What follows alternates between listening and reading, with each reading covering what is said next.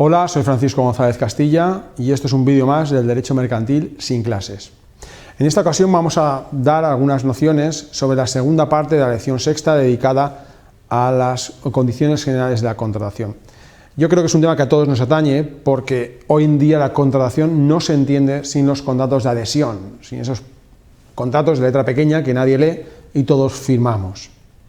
Imaginemos, por ejemplo, que queréis hacer el seguro de vuestro nuevo coche que os han regalado por el aprobado en Derecho Mercantil 2 y os encontráis con un contrato de seguro como el que aparece en pantalla.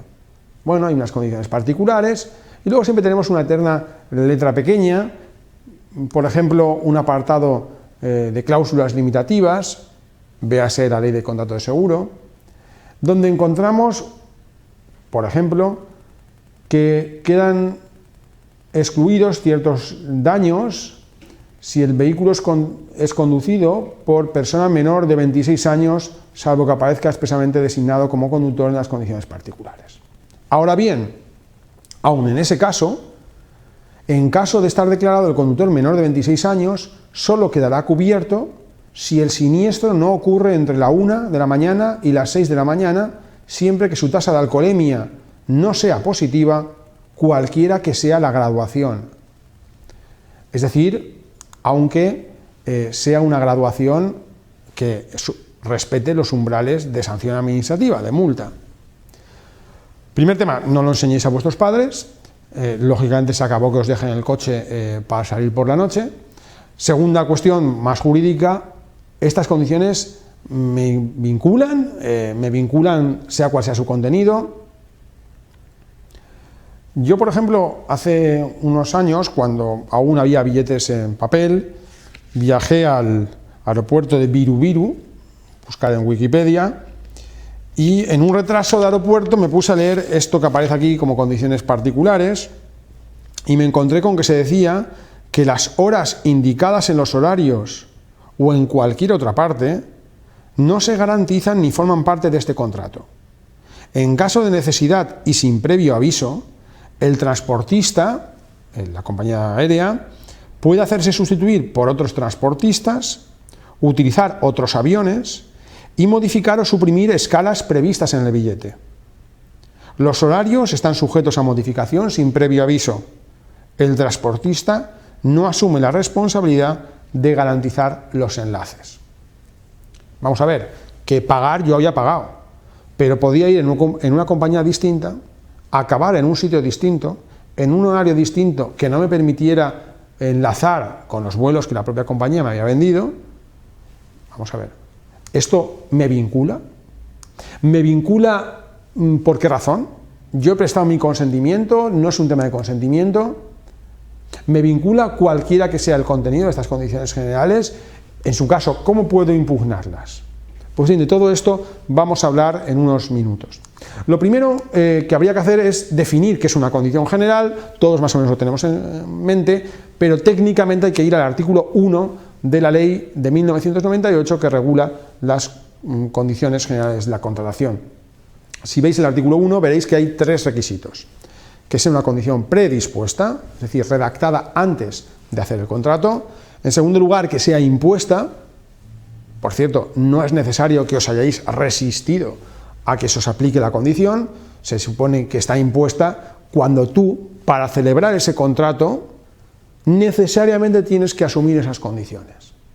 Por ejemplo, un contrato de tarjeta de crédito, donde tú llegas al banco y firmas el papel y el banco no te admite de facto que tú te pongas a negociar, no, mira, la cláusula 25 no me apetece que me la ponga. Eso sería un contrato impuesto. Y el tercer requisito para que se aplique toda esta normativa que vamos a ver en este vídeo es que sea preredactado para una pluralidad de contratos, bueno, pues más de dos. Una pluralidad de contratos independientemente de quién haya escrito las condiciones.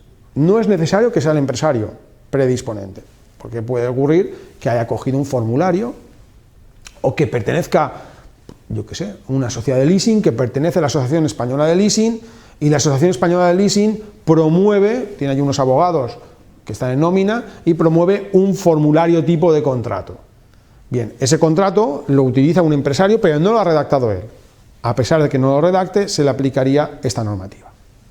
Bien, lo primero que siempre hay que preguntarse es el porqué de las cosas. ¿Por qué debe existir un derecho de condiciones generales? No tenemos el Código de Comercio, tenemos el Código Civil.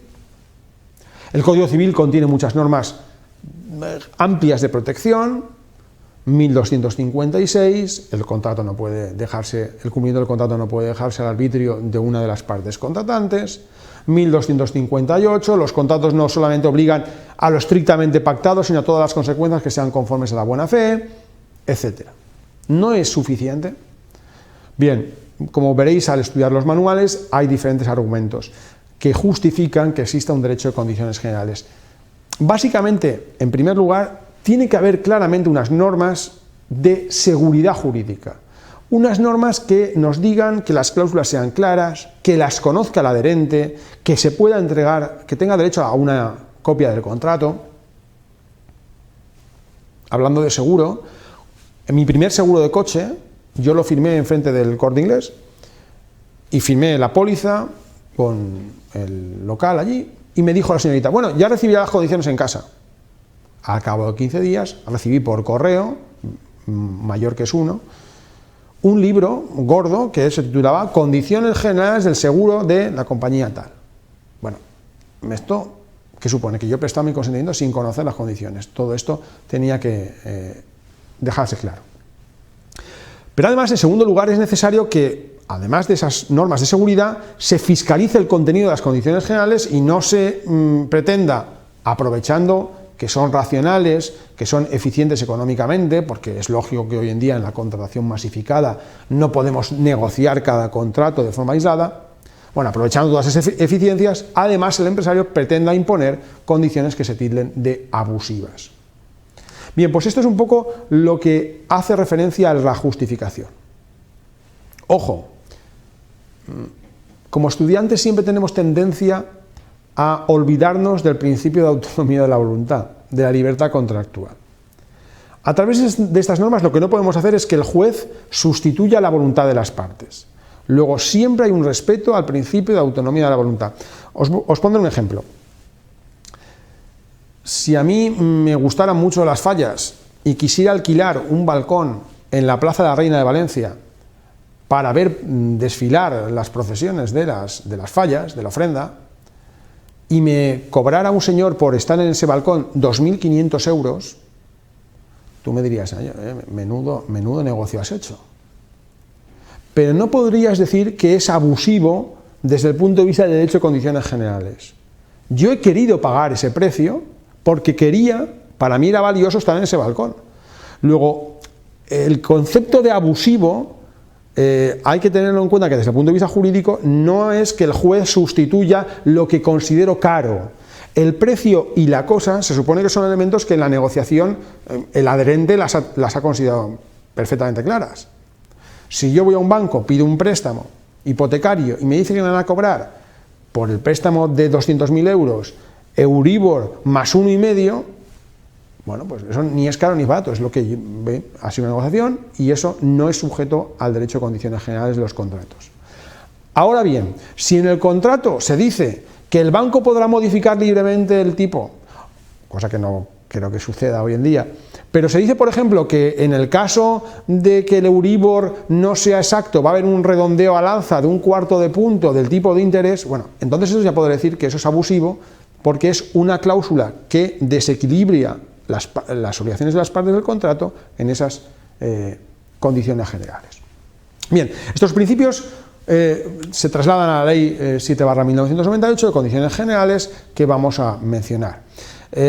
Como siempre, estudiaros los textos legales y leer los manuales. Una cosa importante, la ley en realidad son dos leyes. Vamos a ver, cuando entra en vigor contiene unas normas que podríamos denominar de seguridad jurídica en la propia del texto legal, y luego el tema de abusividad lo introdujo mediante una cláusula, mediante una disposición adicional y un artículo 10 bis en la Ley de Consumidores y Usuarios, después ahora se ha reubicado en el nuevo texto refundido de la Ley de Consumidores del año 2007. Luego, la parte de contenido se dejó solamente para consumidores. La Ley 7/98 es aplicable sea el adherente consumidor o sea empresario. Pero el régimen específico de cláusulas abusivas se ha querido reservar a los consumidores. ¿Qué vamos a ver de esta ley? Bueno, simplemente quiero destacar 3 cosas de la regulación. Vamos a hacer como 3 niveles de examen de las condiciones generales. Primero, ¿qué es necesario qué requisitos tienen que tener las condiciones generales para que se apliquen a mi contrato? Lo que llamo ahí requisitos de inclusión.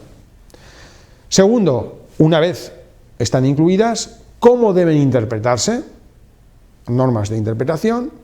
Tercer paso, incluidas e interpretadas, ¿cuáles son consideradas por el legislador como abusivas? Lo que llamaba hace unos minutos control de contenido. Empecemos muy rápidamente con la primera barrera de análisis, el requisito de inclusión. Artículos 5 de la Ley de Condiciones del 98, leídos junto al artículo 63 y al artículo 80 del texto refundido de la Ley General de Defensa de Consumidores y Usuarios. Bien, para que se incluyan las cláusulas en mi contrato es necesario unas normas bastante básicas. Que las condiciones se recojan en el documento contractual, no se las vamos a enviar a casa dentro de 15 días. Que se entregue una copia del contrato, lo cual tiene algunas excepciones lógicas. Vamos a ver, si yo voy al cine ABC Park y cuando compro la entrada hay arriba un rótulo que dice una vez abandonada la taquilla no se devuelve el importe, eso es una condición general. Está predispuesta por el empresario cinematográfico, es aplicable a cualquier persona que quiera entrar al cine y está redactada para una pluralidad de contratos. Pero no me dan una copia. Está exhibida en un lugar visible. Si compro un teléfono móvil prepago en una tienda, cuando hago la compra-venta, evidentemente yo no tengo ninguna condición general. Pero luego cuando abro la caja del móvil, habitualmente hay una tarjeta con las condiciones generales de la compañía, etcétera, etcétera. Luego, no siempre te lo van incluidas en el contrato. Elemento fundamental que establecen esos preceptos. Las condiciones tienen que ser claras, transparentes, concretas y sencillas. Vamos a ver. Que si son oscuras, incomprensibles y no permiten al adherente hacer una composición de lugar sobre los derechos y obligaciones que asume derivados del contrato, si llega el grado de oscuridad a este nivel, las cláusulas no es que sean abusivas, es que no se incorporan, no se aplicarían a mi contrato. Esto es más importante de lo que suele parecer, porque parece una perífrasis legal, bueno, que sean claras. No, tiene una consecuencia porque es un requisito de inclusión. Algunos autores, por ejemplo Jesús Alfaro, que tiene una obra precisamente que se titula Las condiciones generales de la contratación, muy buena lectura, han trasladado lo que podría ser considerado como una derivación de estas exigencias de claridad, de transparencia y sencillez. Han trasladado, digo, una doctrina alemana, la doctrina sobre las cláusulas sorprendentes a nuestro derecho, y creo que servirá al menos para que os fijéis en lo que quiero expresar con estos requisitos de claridad. La teoría diría que, oiga, no se deben incorporar al contrato aquellas cláusulas cuya inclusión en el contrato no hubiera sido prevista por un adherente medio. Esta conclusión del principio de claridad vendría a decir: es eficiente económicamente, está plenamente justificado que no nos leamos las condiciones generales. Yo cuando firmo un contrato de tarjeta de crédito me fijo en lo que mueve mi consentimiento, cuánto me van a cobrar, si no tiene costo, tiene coste, quién es el que la emite. Y luego hay una letra pequeña que no leo porque, bueno, eso será, me imagino, para cuando alguien no pague, yo pienso pagar, no creo que ponga...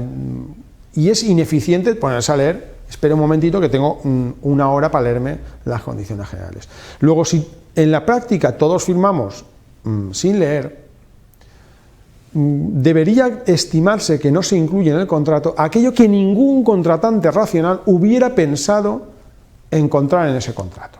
¿Por qué? Porque defraude expectativas que ha creado la propia oferta contractual del empresario, porque tal y como se colocó la cláusula invisible. Mira, os pongo un ejemplo. Imaginaos que os vais de viaje de fin de carrera. y hay una comisión que organiza el viaje. Votáis en clase. Vamos a ir dos posibilidades. Primera posibilidad, un viaje cultural por Viena. Segunda posibilidad, vamos a Cancún, todos a Cancún. Y la comisión concierta con una agencia de viajes el trayecto. Bueno, una semana en un todo incluido, con el viaje, os va a costar 1.100 euros, por decir algo. Y luego en la cláusula 25 se dice, el precio pactado solo se cumplirá si viajan más de 25 personas. En caso de que viajen menos de 25 personas, el precio se verá incrementado en un 25%. Esa cláusula en sí misma, no discutimos si es abusiva o no es abusiva. Lo que está claro es que está en un sitio donde nadie lo hubiera leído. Tendría que aparecer en la descripción del precio. Viaje, 25 personas, 1.100. Si viajan menos de 25 personas, el precio se verá incrementado en un 25%, porque es donde esperaba encontrarla la adherente. Por tanto, no se entendería incluida en el contrato. Cláusulas que alteren el tipo contractual, cláusulas que de alguna forma, imaginaos que yo quiero operarme la vista y tengo cierta prevención y quiero que me opere el doctor González de la Clínica Universitaria de Navarra. Da igual el dinero. Me gasto una pasta, me voy a Navarra porque quiero que las manos del doctor González o el láser del doctor González me opere la vista. Firma yo un papel, el típico papel que firmas en los hospitales donde dice que, que lo mejor que te puede pasar es que te mueras. Y en ese contrato que yo firmo pone una cláusula que dice que el paciente acepta que le opere el doctor González o cualquiera de los miembros de su equipo. Y me opera el becario que acaba de entrar. Bueno, parece que esto está defraudando una expectativa creada por la propia clínica y que por lo tanto no debería entenderse incorporada. Ojo, todo lo que estoy explicando siempre que se produzca sorpresa. Si no hay sorpresa, entonces las cláusulas sí que se entenderían incorporadas. Si en la agencia de viajes me advirtieron, oye, fíjate que en la cláusula 25, si no viajáis 25 personas, el precio se incrementará, entonces las cláusulas sí que habrían pasado ese control de inclusión.